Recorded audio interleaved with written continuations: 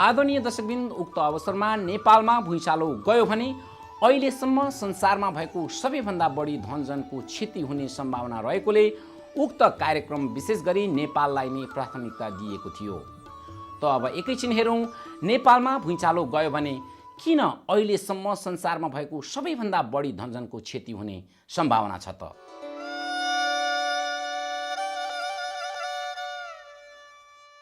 In the middle of New Road in Kathmandu stands a modest monument within a small park. This earthquake monument, established 73 years ago, grimly commemorates the devastation caused by the 1934 Great Nepal-Bihar earthquake. Kathmandu has experienced 10 earthquake shakings of intensity 9 or greater since the first recorded quake in year 1255. This short video highlights the seismic vulnerabilities of Kathmandu, an ancient city housing several World Heritage Sites and one of the most at-risk cities in the world. Welcome to the earthquake walk in Kathmandu.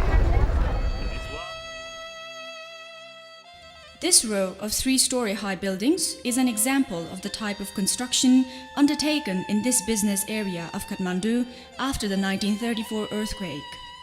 The seismic vulnerability of these buildings has increased due to subsequent additions of floors without proper consideration of foundation strength, as well as due to the incompatibility of traditional and modern materials. Now, we're at the intersection of several streets.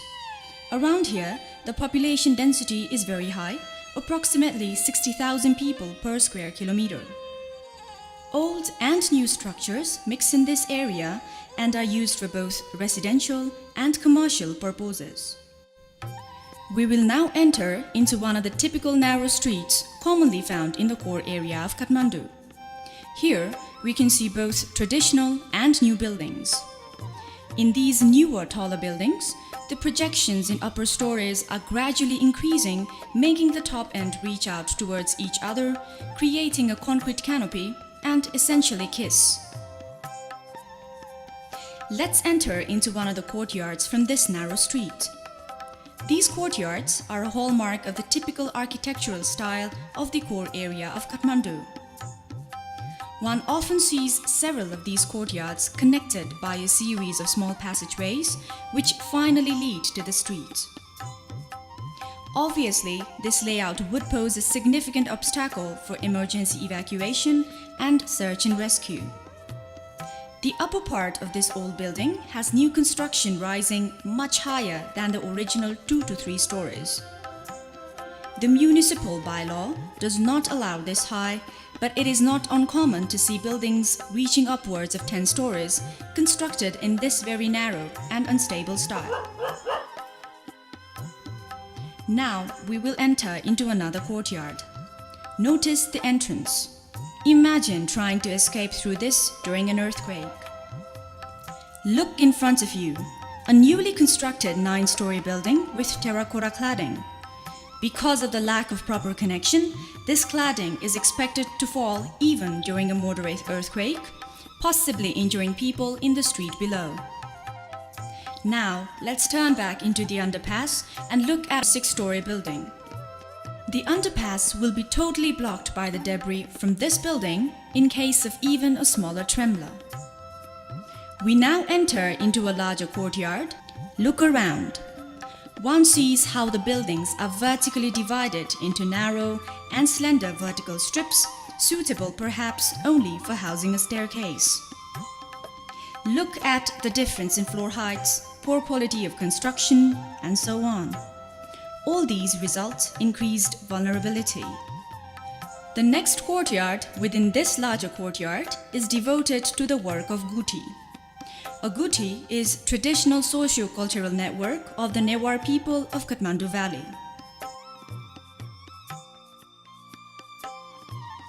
We will walk further around this magnificent courtyard where more vulnerable buildings are present. We have been making our city more vulnerable day by day. This should be stopped. There ends This video gives only a glimpse of a much larger picture of vulnerability that pervades Kathmandu. We say that vulnerability comes from the absence of awareness of people, from the lack of diligence or education of engineers and builders, from the failure of our local institutions to enforce the building codes, and lastly, from our inability to remember the lessons of the past. Let the lessons not be forgotten. अहिले यहाँहरू हेर्दै हुनुहुन्थ्यो एनसेटका कार्यकारी निर्देशक आमोद मणि दीक्षितद्वारा प्राप्त video. सो अवसरमा हामीले आमोद मणि दीक्षितसँग केही कुराकानी समेत गरेका थियौँ। तपाईको परिचय दिनुस् न एकचोटि। मेरो नाम आमोद मणि दीक्षित हो। मैले पढेको भूगर्भशास्त्र हो र मैले नेपालको सरकारसँग 20 वर्षसम्म काम गरेँ। त्यसपछि चाहिँ मैले के देखेँ भन्दाखेरि विशेष गरी 45 सालको भुइँचालोपछि यो सरकारलाई बाहिरबाट पनि मद्दत गर्नुपर्छ भनेर यो भूकम्प प्रविधि राष्ट्रिय समाज भन्ने एनसेट भन्ने संस्था चाहिँ मैले खडा गरेँ। सरकारबाट राजीनामा दिएर यो संस्था खडा गरेँ 1992 सालमा र त्यो बेलादेखि चाहिँ नि यो भूकम्प जोखिम न्यूनीकरणको क्षेत्रमा र अरू पनि प्राकृतिक प्रकोप जोखिम न्यूनीकरणको क्षेत्रमा म काम गरिरहेको छु।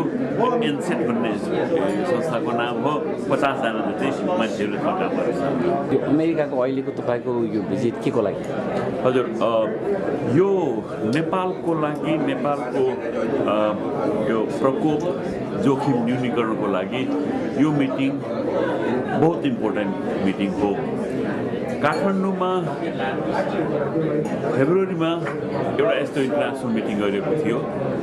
यसमा यो कसरी जाने भनेर काठमाडौँको चाहिँ नि अगाडि कसरी बढ्ने भन्ने गएको 10 वर्षको जुन मथिङ्गल खपाई जुन भएको थियो नेपालमा, त्यसको चाहिँ नि एउटा कल्मिनेसनको रूपमा फेब्रुअरीको मिटिङ थियो। तर फेब्रुअरीको मिटिङ चाहिँ नि यो मिटिङको लागि एउटा आरम्भ बिन्दु जस्तो रह्यो। यो मिटिङमा पार्टिसिपेट गर्न आएको हुँ। यो मिटिङको काम के भनेदेखि नेपाललाई मद्दत गर्ने र नेपालका जुन इन्टरनेसनल पार्टनर्सहरू छन् उनीहरूलाई एडुकेट गर्ने नेपाल कतिको जोखिमपूर्ण अवस्थामा छ भनेर। भनौँ न, नेपालमा यसै पनि यो पशुपतिनाथले रक्षा गर्छन् भन्ने चाहिँ नि त्यो सधैँ रह्यो। त्यसलाई सुरु गर्न, त्यसलाई परिवर्तन गर्न होइन, हामीले पनि यो जोखिमलाई कम गर्न सकिन्छ भनेर हामीहरूले चाहिँ नि भन्नुहोस् नेपालको सरकार केही अङ्ग, हामीहरू जस्ता संस्था, एनसेट जस्तो संस्थाले चाहिँ नि आजभन्दा 20 वर्ष अगाडिदेखि सुरु गर्यो। तर यो सम्पूर्ण रूपमा एकीकृत रूपमा हुन सकेको थिएन। आज आएर 15 वर्षपछि यो सपना साकार जुन भइरहेको छ त्यसको एउटा क्रमको रूपमा अब इन्टरनेसनल जति हामीहरूको सहयोग छ त्यो सहयोग चाहिँ नि जोखिमलाई चाहिँ नि जोखिमविहीन हुनुपर्छ। हाम्रा पुलहरू चाहिँ नि भुइँचालोले नभत्कने हुनुपर्छ, हाम्रा बस्तीहरू चाहिँ नि बाढीले नबग्ने हुनुपर्छ भन्ने। यसको लागि चाहिँ नि अहिलेसम्म नेपालमा चाहिँ नि एक किसिमले राणाकालीन अवस्थामा थियौँ भनेदेखि त्यसको यो एक पाइलो अगाडि बढ्ने बाटो हो यो। आजको यो मिटिङ चाहिँ नि यसरी चाहिँ अगाडि आइरहेको छ। त्यसमा भाग लिन भनेर म आएको हुँ। यो थियो एनसेटका कार्यकारी निर्देशक आमोद मणि दीक्षितसँगको छोटो कुराकानी।